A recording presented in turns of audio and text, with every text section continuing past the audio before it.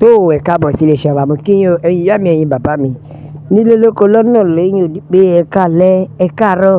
ẹ máa kásán o etí tẹ́ fi ń gbọ́ wọn máa nídìí bákan náà ojú tẹ́ sì fi rí wa náà kò ní fọ́ àwa láwọn máa wá ẹ̀yin náà láwọn máa bá o gbogbo ọmọ Yorùbá fáńfààní ìwọ tó o bá mọ̀ ǹjẹ́ o ti gbọ́ àwọn Yíbò ti bínú o àwọn Yíbò ti ń fi ọgbọ́n wọ́n ti ń jáde o wọ́n ti ń declare nation wọn. Bẹ́ẹ̀ ni àwọn Yíbò ti ń fìtàn balẹ̀ bẹ́ẹ̀ ni o nítorí Yorùbá sọ wípé tá a bá bá ìtàn àbá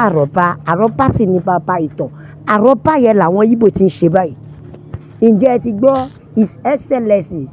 Dr. Alex Otti ìyẹn governor of Abia State ó mà ti ṣe kí ni ó ti mandate ẹ̀ ẹ gbọ́ ó ti compulsory ẹ̀ ó ti jẹ́ kó yí àwọn èèyàn ẹ̀ wípé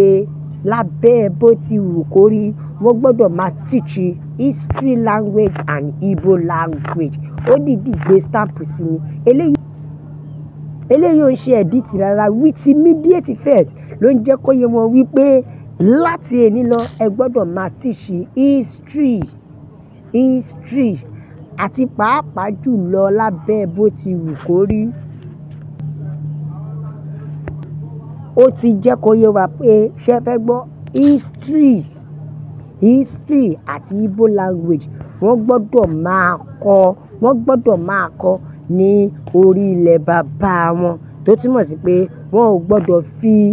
àṣà yẹn sílẹ̀. Gbogbo ọmọ secondary school tó bá fẹ́ jáde wọ́n gbọ́dọ̀ máa kọ́ wọn ní history àti Igbo language. Ṣé bára nǹkan táwa ń sọ náà nìyẹn ṣé bára nǹkan tá à ń pariwo nìyẹn o wípé gbogbo ọmọ Yorùbá ẹ jẹ́ káwa náà ó gbọ́n bẹ́ẹ̀ ni ẹ jẹ́ á gbọ́n ó dójú ẹ jẹ́ á gbọ́n ṣe rí bí àwọn Igbo ṣe ń lu ọpọlọ ẹ wo bó ṣe ń lu ọpọlọ láti fi lè rí wípé àwọn mú history wọ inú culture wọn tí wọn ò fẹ́ kí àwọn ọmọ wọn gbàgbé àṣà àti ìṣe wọn. Ṣèyí táwọn ọmọ Yorùbá náà tá a bá mandate ẹ̀ pé gbogbo good morning daddy how are you doing daddy tá a bá stop ẹ̀ ká má lè sọ fún ọmọ kékeré pé lọ bá mú ọ̀wọ̀ wá and what's the meaning of ọ̀wọ̀ you see gbogbo ọmọ gan ti wá gbọ́ èdè elédè ti bò wá lẹ́nu tán. Ẹ̀yin gbọ́ kí ọmọ Yíbò kó sọ èdè débi pé kó sọ ìbò dé pé ó máa gbàgbé èdè ẹ̀ láyé ó máa dé stage kó máa sọ èdè ẹ̀ jáde láti fi lè jẹ́ kẹ́ mọ̀ pé ọmọ yánmírín òun ni òun. Now ẹ wá wò níṣe ni arákùnrin ìyẹn gómìnà Alex Otti ó ti yarí o ó ti jẹ́ kó mọ̀ pé lábẹ́ bó ti wù kó rí ẹ gbọ́dọ̀ máa kọ́ history àti Igbo. Gbogbo ẹ̀yin gómìnà ilẹ̀ Yorùbá gómìnà Abia State ẹ fi tiẹ̀ kọ́gbọ́n. Gbogbo ẹ̀yin ọba ilẹ̀ Yorùbá gbogbo ẹ̀yin gómìnà ilẹ̀ Yorùbá ẹ jẹ́ ká ronú pẹ̀lú nǹkan tí gómìnà yìí ṣe ó ń pàṣẹ mẹ́sẹ̀gì sí wa wípé ẹ̀yin náà ẹ dìde ó ń pàṣẹ mẹ́sẹ̀gì sí wa pé ẹ̀yin náà ẹ ronú nítorí wípé bí bẹ́ẹ̀ kọ́ ogun máa dé o. Ẹ jẹ́ ká ka àtẹ̀jíṣẹ́ àwọn èèyàn bẹ́ẹ̀ nìkan jẹ́ kó yé mi ó ní ṣẹ́rí gómìnà kan ṣoṣo ilẹ̀ Yíbò tó jẹ́ pé ó nífẹ̀ẹ́ ará ìlú ẹ̀ kò fẹ́ kí àṣà àti ìṣe parun. Èwo nínú àwọn gómìnà ilẹ̀ Yorùbá ló ti ń ṣe irú eléyìí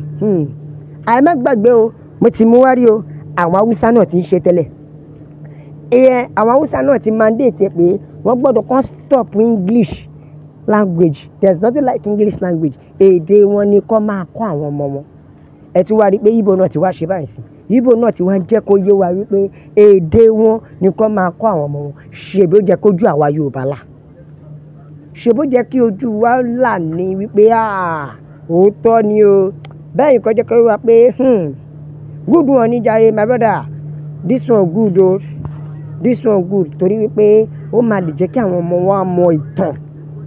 Ṣùgbọ́n ẹ jẹ́ ká gbọ́ nǹkan táwọn ẹlòmíín sọ ìkan ní àbẹ̀ tí Yorùbá language is Lagos is illegal ẹ bẹ́ẹ̀ gbọ́ bẹ́ẹ̀ ni tíṣà mi a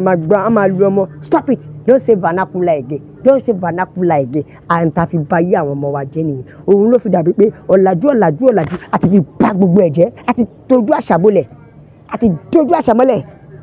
àwọn nǹkan tó jẹ́ wípé tí ọmọdé bá ń kọ́ nínú àṣà nínú ìṣe kò ní máa hùwà bí ẹranko bẹ́ẹ̀ ni ṣe rí ọ̀pọ̀lọpọ̀ ọmọ mi tó ń hùwà bí ẹranko sí ẹ lọ wo ilé ayé wọn dáadáa wọn ò tẹ̀lé àṣà àwọn ìyá wa láyé ìgbà yẹn tó bá máa fún ọmọ kékeré lọ́mú ó ní iye ọdún tó máa fi fún lọ́mú tó bá jẹ́ ọmọkùnrin tó bá jẹ́ ọmọbìnrin ṣùgbọ́n láyé ìsìn pẹ̀ níbo wọn ò lè bá tàn yẹn wọn ò gbọ́ tàn yẹn ìmí àfọmọlọ́mọ oṣù mẹ́ta oṣù mẹ́fà á sọ pé ṣó fẹ́ mú òun gbẹ̀ni kẹ́ ẹ tó sọ jí àti ra ká ọbẹ̀ fún ọmọ wa dàgbà máa ṣe bí màálù nígbà tó jẹ́ pé ká ọbẹ̀ ló mú dàgbà bẹ́ẹ̀ ni nígbà tó jẹ́ pé ká ọbẹ̀ lọ́mọ mú dàgbà báwo ni ò ṣe ní máa ṣe bí màálù ẹ wọ èèyàn mi ẹ jẹ́ ká ronú Yorùbá ẹ jẹ́ ká jí ṣẹ́rí eléyìí tó ṣe wọ́n ti fi jíńjà wa pé káwa náà ronú ara wa ni wọ́n fi jíńjà wa pé ó jẹ́ káwa náà mọ̀ wípé ó jẹ́ kí àṣà àti ṣe wa kò gbọ́dọ̀ kú bẹ́ẹ̀ ni àṣà àti ṣe wa ò gbọ́dọ̀ kú ẹ wo bàbá wa gómìnà Ògùn state eléyìí ọ̀fẹ́ yìí gómìnà Dàpọ̀ Abíọ́dún bàbá wa gómìnà Ọ̀ṣun state ọ̀gbẹ́ Mr. His Excellency Adébọ́lá Adélékè ẹ bá wa wá nǹkan ṣe sí gómìnà Ayédàtiwa ẹ wá nǹkan ṣe sí gómìnà Ṣèyí Mákindé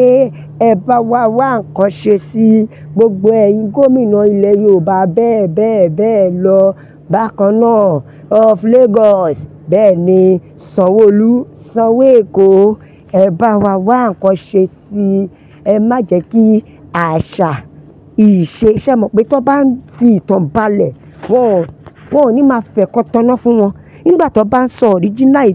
ìtàn wèrè òṣì kan kò ní máa jáde bí ìkánjú kan lọ ìkánjú kan lọ àṣebí nǹkan tó ń affect wa nìyẹn nígbà tí ẹ bá ti jẹ́ káwọn ọmọ mọ ìtàn ìṣẹ̀ǹbálẹ̀ Yorùbá orísun ibi tó ti ṣẹ̀ wá àti pé bó ṣe débi tó dé ẹ máa rí wípé táwọn ọmọ bá mọ̀ brain wọn sense wọn ó máa change wọn ò ní lè máa copy àṣà aláṣà wọn ò ní lè máa copy ìṣe àwọn òyìnbó òun la fi balẹ̀ ayé jẹ́ ọ̀pọ̀lọpọ̀ ẹ̀ la fi balẹ̀ ayé jẹ́ à ń pariwo pé torí ẹ̀ la ṣe sọ pé ẹ̀jẹ̀ àgbà nation wa ẹ̀jẹ̀ àgbà ilẹ̀ Yorùbá wa àwọn ògo tó kù ẹ má jẹ́ kí aládùúlẹ̀ kí wọ́n tún bá wa bà wọ́n jẹ́ ẹ wo ẹ̀yin àmì bàbá mi Yorùbá nation la fẹ́ òmìnira ilẹ̀ Yorùbá òun ló jẹ wá lógún ẹ bá mi bó kó lọ fà bẹ́ẹ̀ ni ẹ share ẹ like ẹ bá ń subscribe ẹ bá ń tẹ̀ sójú ẹ jẹ́ ó yá àwọn èèyàn lọ́tún lọ́sí pé Yorùbá nation nìkan ni ọ̀nà àbáyọ la fi sọ pé a máa bẹ ọ bí ẹni bẹ ṣu àtẹ́lẹsẹ̀ yóò máa bẹ náà gbogbo ẹni tó bá láwọn ní dé òun láwọn ní dé bá God bless Yorùbá nation ó dàbọ̀.